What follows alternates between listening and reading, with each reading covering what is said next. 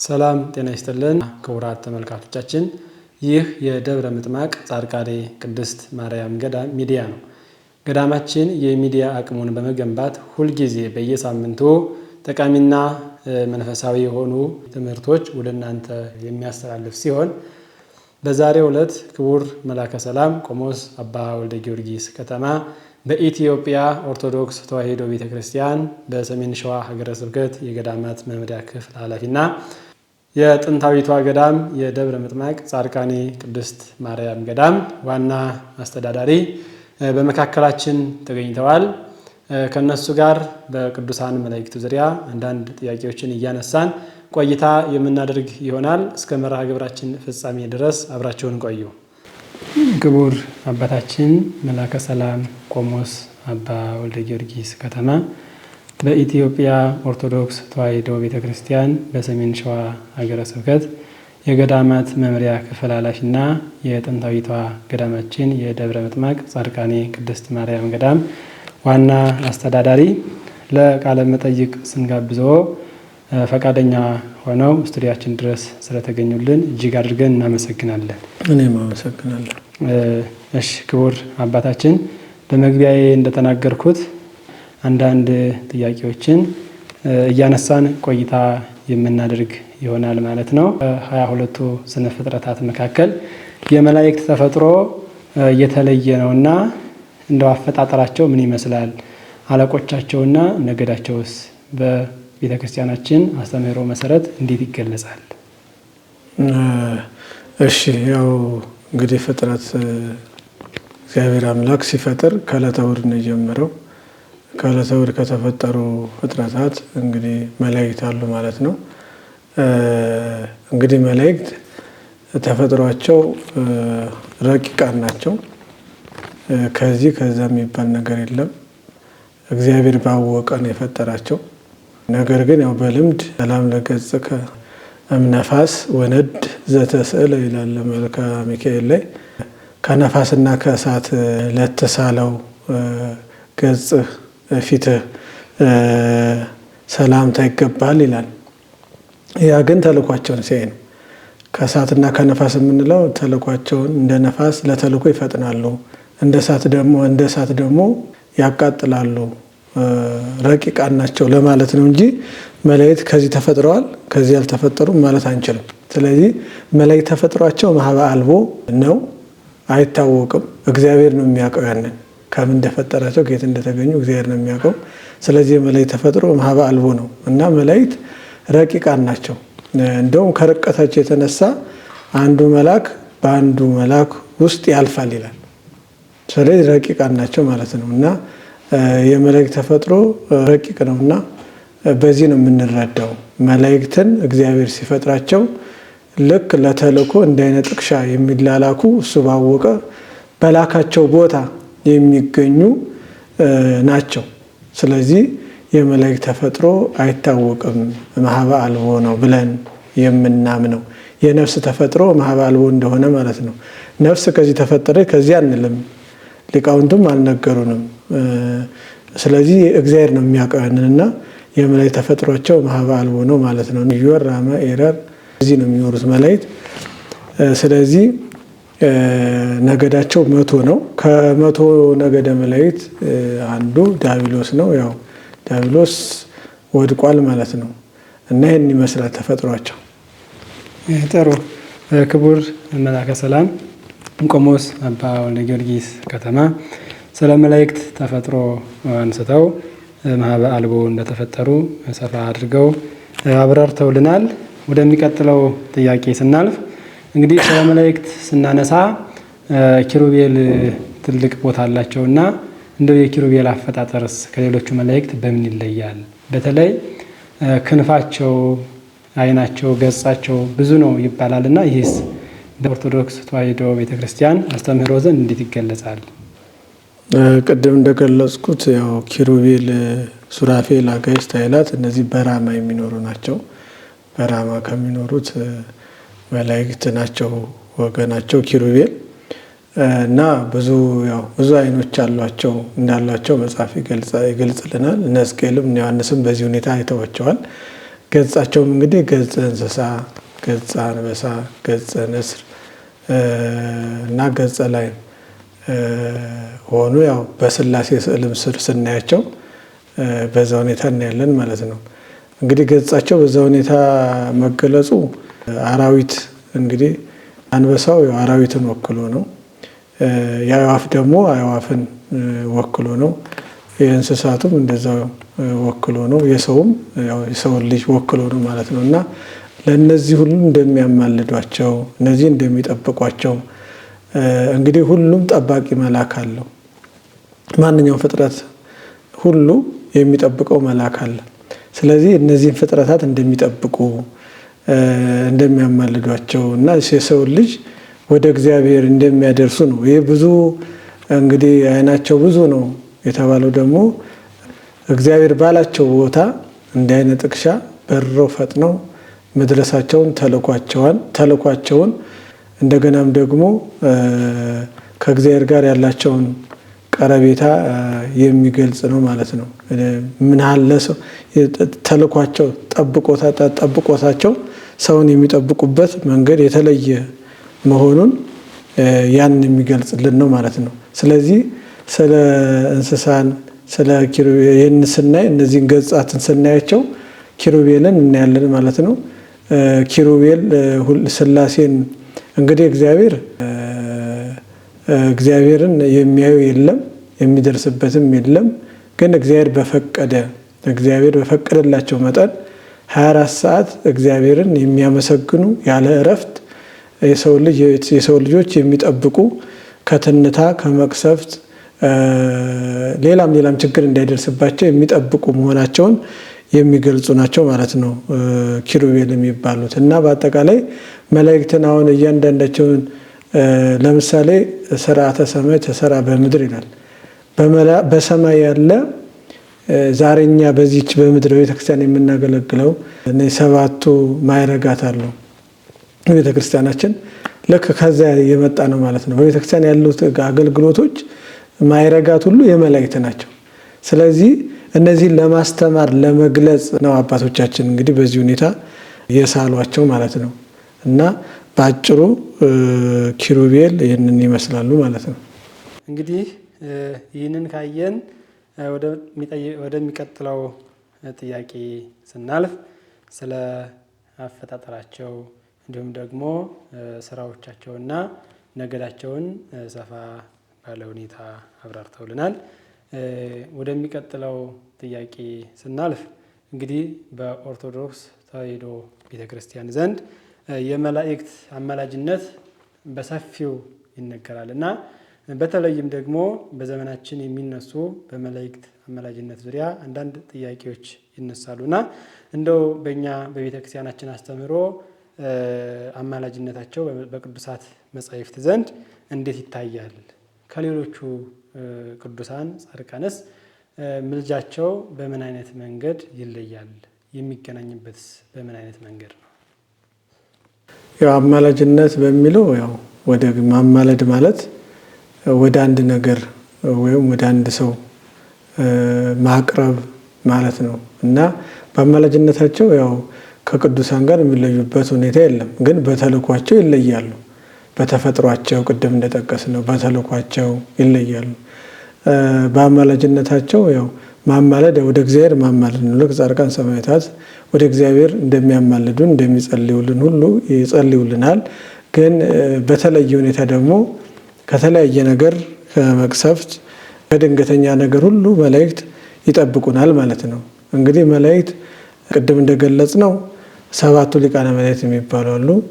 ሰባቱ ሊቃነ መላእክት የሚባሉት ሚካኤል፣ ገብርኤል፣ ሩፋኤል፣ ሱሪያል፣ ሰላታኤል፣ ሰዳካኤል እና አናንኤል የሚባሉ ናቸው። እነዚህ ሰባቱ እዚህ ላይ አንዳንድ ምዕመናን ይሳሳታሉ፣ ቤተክርስቲያናችንም አባቶች ጭምር ሳይቀር ማለት ነው። እና እነዚህ ሰባቱ ሊቃነ መላእክት የሚባሉት እነዚህ ናቸው። እና መላእክት ያማልዱናል፣ ይጠብቁናል። ያማልዱናል ስንል ዝም ብለን አይደለም፣ መጽሐፍ ቅዱስ ይዘን ነው። ለምሳሌ በመጽሐፈ ዳንኤል ላይ በምዕራፍ 3 በደንብ በምንመለከት አናንያ፣ አዛርያ፣ ሚሳኤል የሚባሉት ወይም ሰለስቱ ደቂቅ የሚባሉት እንግዲህ ናቡከደነጾር ወደ እሳት ጥሏቸው ያው መልአኩ ከእግዚአብሔር ተልኮ የእግዚአብሔር መልአክ ወደ ነበልባል ወደሚነደው መጣ ነው የሚለው። መጥቶም ነበልባሉን አጠፋው፣ እሳቱን አጠፋላቸው ይላል። ስለዚህ መላእክት በብሉይ ኪዳን እንዲሁም ደግሞ በሕገ አበው በአዲስ ኪዳንም መላእክት የሰው ልጆች እንደጎበኟቸው፣ እንደረዷቸው፣ እንዳማለዷቸው፣ እንደጎበኟቸው ያስረዳናል ማለት ነው። እስራኤላውያን ስንመለከት ከግብፅ ባርነት ሲወጡ በሙሴ መሪነት እንግዲህ ሲመራቸው ነበር መልአኩ ቅዱስ ሚካኤል። እንግዲህ በተለይ መጋቤ ብሉይ ይባላል እና መላእክት ለተማጸናቸው ስማቸውን ለጠራ ሁሉ ይደርሳሉ፣ ፈጥነው ይደርሳሉ፣ ይጠብቁታል፣ ከክፉ ነገርም ያድኑታል ማለት ነው። ስለዚህ ቅዱስ ገብርኤልም በአዲስ ኪዳን ወደ ዘካርያስ መጥቶ ዘካርያስ ሆይ ጸሎት በእግዚአብሔር ፊት ጸሎት ተሰምቶልሃል ነው ያለው። ስለዚህ ዘካርያስ ግን ስለተጠራጠረ ያው ድዳ ሆኗል። መልአኩ ቅዱስ ገብርኤል የነገረውን ስላላመነ እንዴት ይሆናል? ሚስቴም ማርጅታለች፣ ሙቀት ልምላሜ ተለይቷታል፣ እኔም ማርጅቻለሁ፣ ይህ ነገር አይሆንም ብሎ ስለተጠራጠረ ይህ እስከሚሆን ድረስ ድዳ ሁን ብሎት እስከ ዮሐንስ እስከተወለደ ድረስ ዘካርያስ ድዳ ሆኖ ኖሯል ማለት ነው። ስለዚህ ከእግዚአብሔር ተልከው ወደ ሰዎች ልጆች ይመጣሉ። ከመከራ ከክፉ ነገር ሁሉ ይጠብቋቸዋል፣ ያድኗቸዋል፣ ለሚጠራቸው፣ ለሚያምንባቸው፣ ለሚማጸናቸው ማለት ነው። ስለዚህ የመላእክት አማላጅነት ከቅዱሳን አማላጅነት በአማላጅነት አንድ ነው። ግን በተልእኮ ደግሞ እግዚአብሔር በላካቸው ቦታ ሁሉ ፈጥነው የሚደርሱ በመሆናቸው በዚህ ይለያሉ። በአማላጅነታቸው ግን ወደ እግዚአብሔር በማቅረባቸው እኛን ወደ እግዚአብሔር እንድንቀርብ በማድረጋቸው አንድ ናቸው ማለት ነው እና መላእክት የሰውን ጸሎት ያሳርጋሉ። የሰውን ልጅ ጸሎት ወደ እግዚአብሔር እንዲያርግ፣ ወደ እግዚአብሔር እንዲቀርብ፣ መልስ እንዲያገኝ ያደርጋሉ ማለት ነው። ስለዚህ የመላእክት አማላጅነት ይህንን ይመስላል ባጭሩ። እሺ ክቡር አባታችን ወደሚቀጥለው ጥያቄ እናልፋለን። እንግዲህ እንደሚታወቀው በነገው ዕለት የመልአኩ የቅዱስ ሚካኤል ዓመታዊ ክብረ በዓል ይከበራል እና እንደው የሚከበርበት ምክንያት በምንድን ነው? ያው በቤተክርስቲያን በኢትዮጵያ ኦርቶዶክስ ተዋሕዶ ቤተክርስቲያን በተለይ የመላእክት የመታሰቢያቸው በዓል ይከበራል ማለት ነው እና ነገ እንግዲህ እንደምናየው ሰኔ 12 የቅዱስ ሚካኤልን በዓል ታከብራለች ቤተክርስቲያናችን። እንግዲህ ብዙ ታምራት ያደረገበት ነው። በነገው ቀን የሚከበረው ሰኔ 12 ቅዱስ ሚካኤል ብዙ ታምራትን ያደረገበት ነው። እንግዲህ ባህራንን ያዳነበት የሞቱን ደብዳቤ የለወጠበት ነው አንደኛው።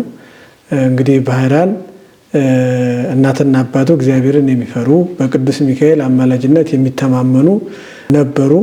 አባቱ ያው ገና ሳይወለድ ነው የሞተው እና የተወለደ ቀን በቤተሰቡ ጎረቤት አንድ ባለጸጋ ነበረ ይላል። ያ ባለጸጋ እግዚአብሔርን የማይፈራ ጨካኝ ነውና እግዚአብሔር እንዲሰማ አድርጎት መልአኩ ቅዱስ ሚካኤል የዚህን ባለጸጋ ሀብት እንደሚወርስ ለእናቱ ሲነግራት ሰምቷል እና በዛ የተነሳ የነፃን ለመግደል ይሞክር ነበርና ያው እናቱን ደልሎ አሳስቶ ባህራንን በሳጥን ውስጥ አድርጎ ያው ጥሎታልና ባጭሩ ለማድረግ ከዛ ከባህር ውስጥ እንግዲህ በአንድ ሰው አማካይነት ወጥቶ በዛ አድጎ ያ ባለጸጋ ደግሞ ወደ ንግድ ሄዶ በዛ ባህራን እያለ ሲጠራው ሲሰማ ያን ሰውዬ ታሪኩን ጠይቆ ተረድቶ ያ እንደሆነ አውቆ ያው ደብዳቤ ጽፎ እሱ ቤት ሲደርስ እንዲገሉት ማለት ነው። ያን አድርጎ ባህራን ሲልከው ቅዱስ ሚካኤል ከመንገድ አግኝቶ ምንድነው ያስጋር ነፍ ብሎ ደብዳቤውን ልጁን እንዲድሩለት ሀብቱን እንዲያወርሱት አድርጎ ያው የሞቱን ወደ ሕይወት ቀይሮለታል እና አንደኛው ይሄ ነው። በጣም የሚገርም ነው። እንግዲህ ሰው መቼም አያውቅም የሚሆነውን የሚደርስበትን የሚያገኘውን ነገር አያውቅም።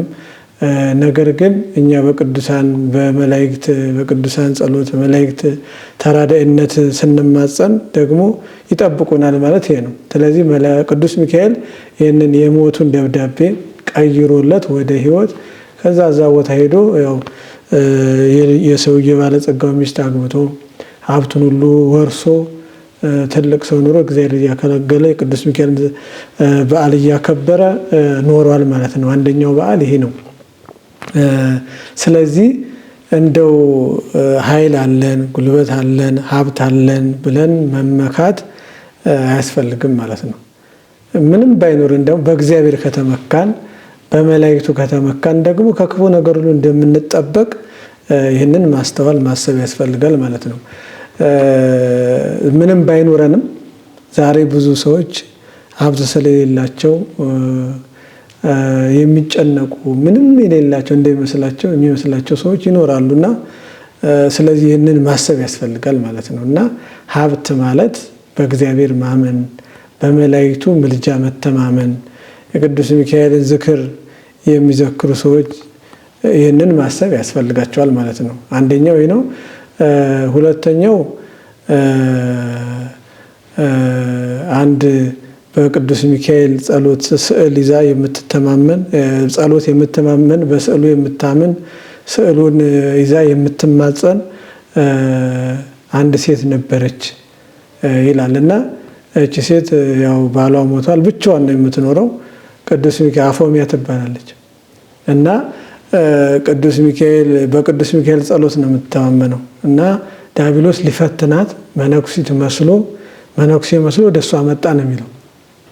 ስለዚህ መጥቶ አንቺ ጸሎትሽ በእግዚአብሔር ዘንድ ተሰምቷልና ይሄ ምን ያደርግልሻል? የቅዱስ ሚካኤልን ዝክር እንድትተው በብዙ ነገር አባበላት። እንዴ አንተ ምንድነው? የታለ በትረ መስቀል የመስቀል ምልክት የታለ ያስከው ብላ ስትጠይቀው ከዛ ያው ተቀይሮ አንቆ ሊገላት ሞከረ። ኋላ ግን ቅዱስ ሚካኤል ደርሶ አድኗት ዲያብሎስን ከሷ አስወግዶ እሷም በዛን ዕለት ዝክሩን ከዘከረች በኋላ እንደምታርፍ ነግሯት ቅዱስ ሚካኤል ከሷ ተሰወረ ይላል። አሁን ይሄ ነው ዋናው ነገር ሊገባን ይገባል። አሁን ዝክር ስንዘክር በመላእክት ስዕል በቅዱሳንም ስዕል ስንማጸን እነዛ መላኩን ነው የምናስበው። መላኩን የመድኃኔዓለምን ስዕል ስናይ መድኃኔዓለምን ነው የምናስበው። ችንካሩን ነው የምናስበው። እሱ ያደረገልን ነው የምናስበው።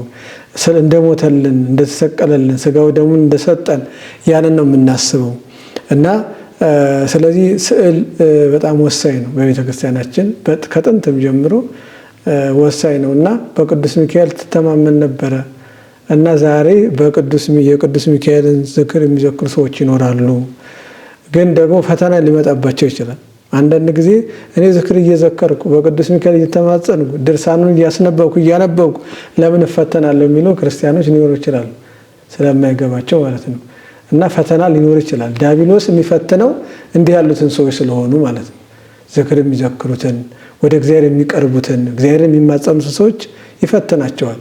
ስለዚህ አፎሚያ እንደዚህ ነው የተፈተነችው። ግን የተማረች ያወቀች ስለሆነች ድል ነስተዋለች። ድል መነኩሴ መስሎ ነው የመጣው። እንግዲህ ጥሩ ሰው መስሎ ማለት ነው። ስለዚህ ዛሬ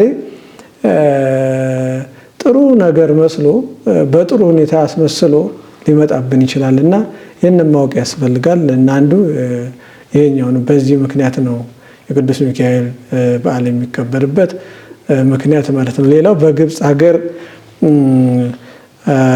አንድ ጣዖት የምታመልክ ሴት ነበረች እና ትልቅ ምኩራብ ሰርታ ጣዖት ታመልካለች ማለት ነው እና እለእስክንድሮስ የእስክንድሪያው ሊቃነ ጳጳሳት የሆነው የ13ኛው ክፍለ ዘመን መጨረሻ አካባቢ የነበረ ነው እና ብዙ ጳጳሳት ከሱ በፊት አልፈዋል። ዝም እያሏት በጣም ታወቃለች። በግብፅ ሀገር ጣዖት እንደምታመልክ እየፈሯት ዝም እያሉ አልፈዋል እና እሱ ግን ሄዶ አስተምሮ ያንን ቤት ወደ በቅዱስ ሚካኤል ስም ቤተክርስቲያን እንዲሰራ ያደረግበትም ዕለት ነው ማለት ነው። ቅዱስ እለእስክንድሮስ ያ ጣዖት የሚመለክበት ነበር። ኋላ ግን ወደ ቅዱስ ሚካኤል ቤተክርስቲያን ቀይሮታል እለእስክንድሮስ ማለት ነው እና የቤተክርስቲያን አባቶች ይህንን ማሰብ ያስፈልጋል ማለት ነው እና በአንዳንድ ቦታ ምክንያቱም እኛ የእግዚአብሔር ቤተ መቅደሶች ነን። እዚህ ጋር ዝክር እየዘከርን ሌላ ነገር ደግሞ አያስፈልግም። አሁን በተለይ በገጠር ያሉ እናቶቻችን አባቶቻችን አንዳንድ ቦታ ላይ ያልሆነ ነገር የሚሰሩ ይኖራሉ ማለት ነው። ባዕድ አምልኮ የሚባል ያንንም እያደረጉ እንደገና ደግሞ ዘክር ይዘክራሉ፣ ቤተክርስቲያን ይሄዳሉ። ዝክር መዘከራቸው ጥሩ ነው፣ ቤተክርስቲያን መሄዳቸው ጥሩ ነው። ይህንን ግን መተው አለባቸው ማለት ነው። ምክንያቱም ከእግዚአብሔር ውጭ ሌላ አምላክ ስለሌለን፣ ሌላ የምናመልከው የሚያድነንም የሚፈውሰንም አምላክ ስለሌለን ማለት ነው። እና ቅዱስ እለእስክንድሮስ ይህን ታምር ነው ያደረገው እና ይህንን መማር ያስፈልጋል። ሌላው የመጨረሻው ለሰዎች ልጆች ሁሉ ይልቁንም በአማላጁ ለሚማጸን ሁሉ ምሕረትን የሚለምንበት የተሾመበት ሊቀ መላእክት ሆኖ የተሾመበት ትልቅ ዕለት ነው ማለት ነው። ሚካኤል ከሁሉም ሊቃነ መላእክት ሊቀ መልአክ ነው ማለት ነው ቅዱስ ሚካኤል።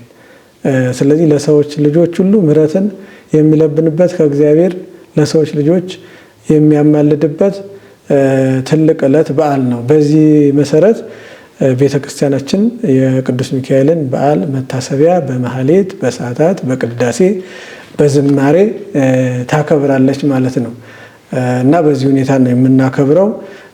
ቅዱስ ሚካኤል እንግዲህ ስናከብር ዝክሩን በመዘከር ድርሳኑን በማንበብ በመማፀን ወደ እግዚአብሔር እንዲያማልደን እንዲጠብቀን ልክ አባቶቻችንን እነ ባህራንን እነ አፎሚያን የረዳቸው እኛንም እንዲረዳ እንዲጠብቀን ይህንን እያሰብን ልናከብረው ይገባል እና በዚህ ምክንያት ነው እናከብረው ማለት ነው። በመጨረሻም ጥያቄያችንን የምናደርገው የቅዱሳን መላእክትን በዓል ለምን እንደምናከብርና እኛም ደግሞ ምእመናን በዓሉን ስናከብር ምን አይነት መንፈሳዊ ሕይወት ሊኖረን እንደሚገባ በዚች ላይ አንዳንድ ማብራሪያ ቢሰጡበት። እሺ፣ ያው እንግዲህ ክብረ በዓል ስናከብር ቅድም እንደገለጽኩት ያው ቤተክርስቲያናችን ከዋዜማ ጀምሮ እንግዲህ ዋዜማ አለ፣ ዋዜማ ይቆማል። እዛም ቀጥሎ ማህሌት አለ። ያው በሊቃውንቱ የሚደርሱ ምስጋና ይቀርባል ማለት ነው። የምእመናን ደግሞ ድርሻ አለ። ሊቃውንቱ በሚገባቸው በቅዳሴው፣ በሰዓታቱ፣ በማህሌቱ፣ በስብከቱ በዚያ ያገለግላሉ። ምእመናን ደግሞ የራሳቸው ድርሻ አለ ማለት ነው። ሁሉም ድርሻ አለው። እንግዲህ በብሉይ ኪዳንም ነገዱ የ12ቱም ነገድ እያንዳንዳቸው ከሚቆሙበት አኳያ ራሱ የሚቆሙበት የራሳቸው ቦታ አላቸው። ዝም ብለው አይደለም። ዛሬም ቤተክርስቲያናችን ካህናት የሚቆሙበት አለ።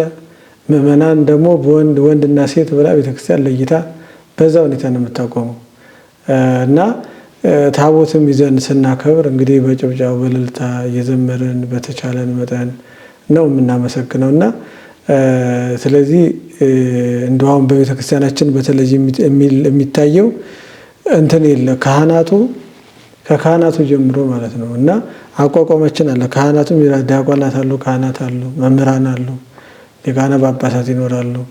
ግን እንትናችንን ጠብቀን አይደለም የምናከብረው። የብሉይ ኪዳን ታቦትም ቢሆን ካህናቱ ይዙታል፣ ከዛ የሚከተሉ አሉ፣ ርቀት አላቸው እና ታቦትም ስናከብር ስንዞር ርቀታችንን ጠብቀን ታቦትን መንካት መዳስ የሚችሉ ካህናት፣ ቀሳውስት፣ ጳጳሳት ናቸው እንጂ ዲያቆናትም መንካት አይችሉም። ዲያቆናትም አላቸው መጠን ማለት ነው። ታቦቱን መዳሰስ አይችሉም። ስለዚህ እኛ ምእመናንም ቦታ አለን ማለት ነው። ርቀት አለን። ቢያንስ 3 ሜትር 4 ሜትር በሚሆን ርቀት መራቅ አለብን ማለት ነው እንጂ ዝም ብለን ምስጋናችንን ብቻ ማየት የለብንም ማለት ነው። መቅሰፍትም ይኖራል፣ መቀሰፍም አለ። ስለዚህ በዚህ ሁኔታ ማረግ የሚገባንን ቤት ቦታ ነው መሆን ያለብኝ እኔ እንዴት ከሰንበት ትምህርት ዘማሪያን ጀምረን። ስለዚህ እኛ ከየት ነው መሆን ያለብን? አሁን በጣም አስቸጋሪ ነው። አጠማጠማችን ተበላሽተዋል፣ ከበሮ አመታታችን ተበላሽተዋል። ስርዓተ ቤተክርስቲያናችን በጣም አስቸጋሪ ሁኔታ ነው ያለው ማለት ነው። ስርዓት አለው።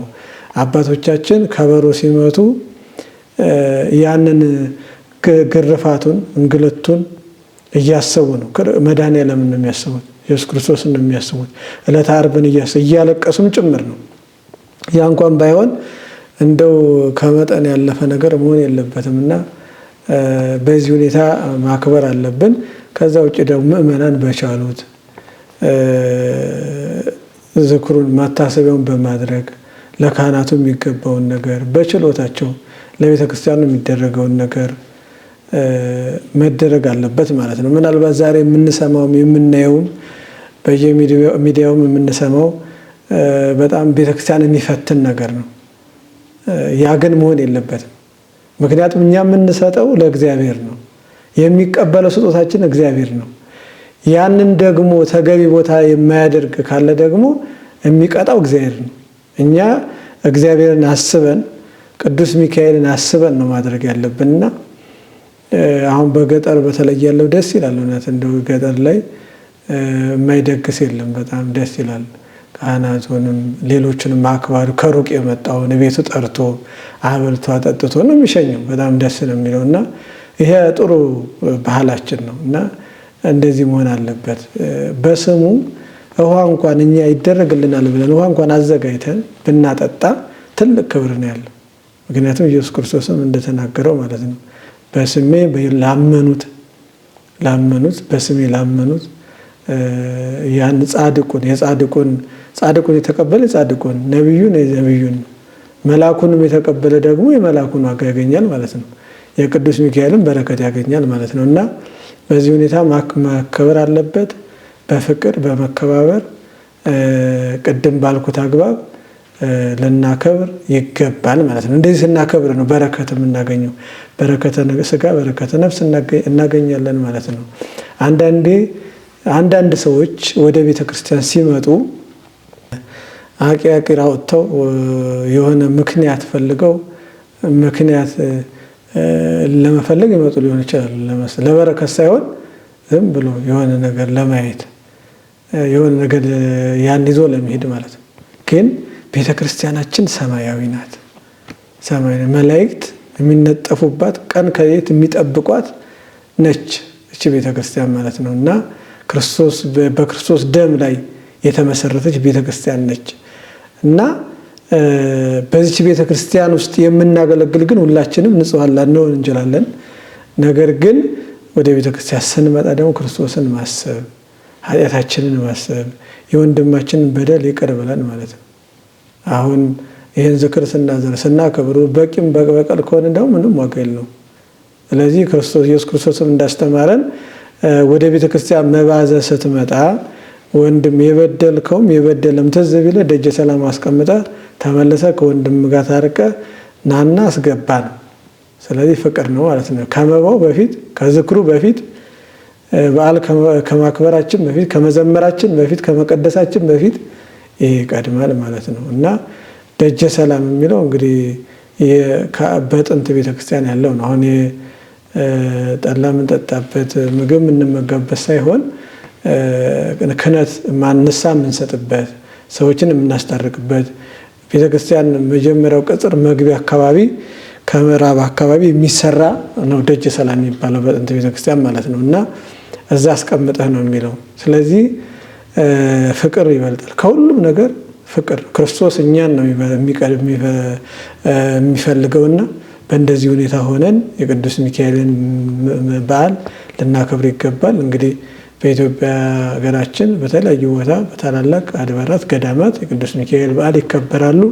ስለዚህ በምናከብርበት ቦታ ሁሉ ሊቃውንተ ቤተክርስቲያን ምዕመናንም ሁላችንም በዚህ ሁኔታ ብናከብር በረከት እናገኛለን። ከቅዱስ ሚካኤል በረከትን ረድኤትን እናገኛለን እና በዚህ ሁኔታ ብናከብር ጥሩ ነው የሚል ሀሳብ ነው ያለኝ።